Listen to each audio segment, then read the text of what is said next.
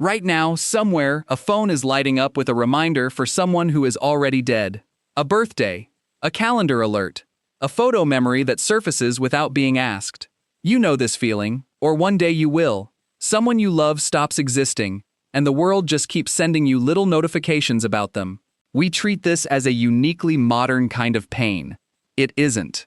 The moment one human being first loved another enough to be wrecked by their absence, this began.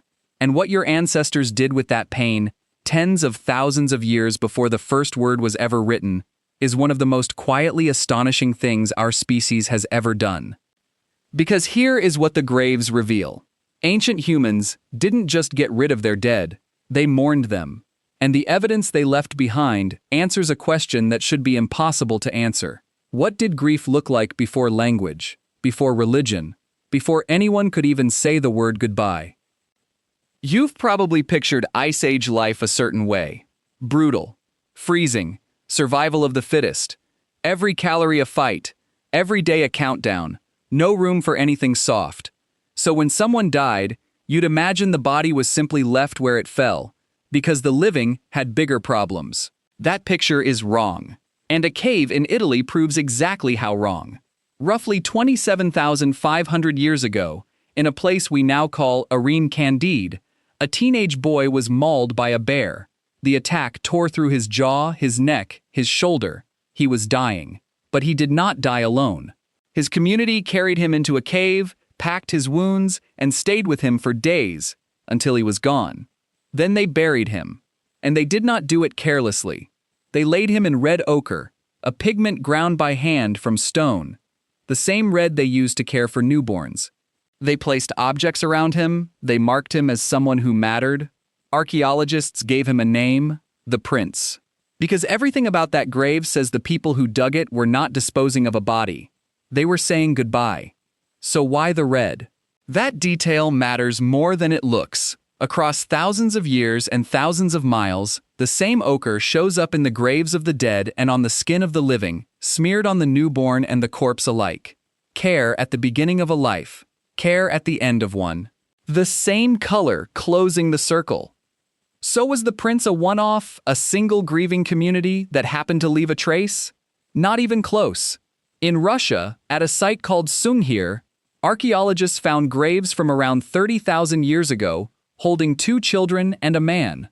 They were buried with spears, with carved figurines, and with more than 13,000 beads cut from mammoth ivory.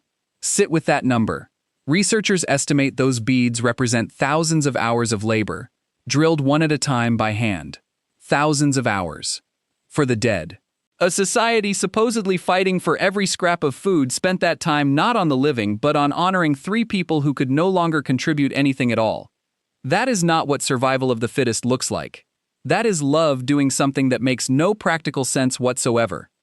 And how far back does this instinct actually reach? Push far enough and it stops making sense at all. Humans are the only animal on Earth that buries its dead, and we have been doing it for at least 120,000 years. Mary Steiner, an archaeologist at the University of Arizona, argues that those first burials mark a specific turning point. The moment our ancestors began to see one another not as interchangeable members of a group, but as individuals, unique, irreplaceable. The moment a person became someone whose absence left a hole. But how small can a brain get, and still break down at a graveside? The discovery that answers that came from South Africa, deep inside a cave system called Rising Star, reachable only by crawling through a pitch-black vertical chute barely wide enough for a body. A team led by Lee Berger found the remains of a species called Homo naledi. Their brains were about a third the size of yours. Roughly the size of a chimpanzee's. By every assumption we ever made, they should not have been capable of ceremony. And yet they carried their dead deep into that darkness, placed them with what looks like real intention, and, some researchers believe, scratched markings into the walls around them. Professor Penny Spikins at the University of York put it plainly. Emotional connection, the kind we see in how a species treats its dead, may have come before big brains, not after. We always assumed intelligence made us caring. It may be the exact reverse. Caring may be part of what made us human in the first place. So how do we know this was grief, and not just tidying away a corpse? Researchers draw a careful line between two things. Grief is the raw, immediate collapse when someone you love is gone. Even elephants and chimpanzees seem to feel a version of it. But mourning is different. Mourning is deliberate. It is the ritual, the burial, the returning to a place, the object left behind on purpose. It has to be built, taught, repeated across generations. Paul Pettit at Durham University has traced how it grew, slowly, from something as simple as not being able to walk away from a body, into the elaborate ceremonies that eventually became every funeral you have ever sat through. And that is the thread that runs unbroken all the way to you. The candle, the gravestone, the folded clothes nobody can bring themselves to give away, the photograph kept on the shelf long after the person in it is gone. None of it is new. All of it is the same impulse that knelt in a cave 27,000 years ago and reached for the red ochre.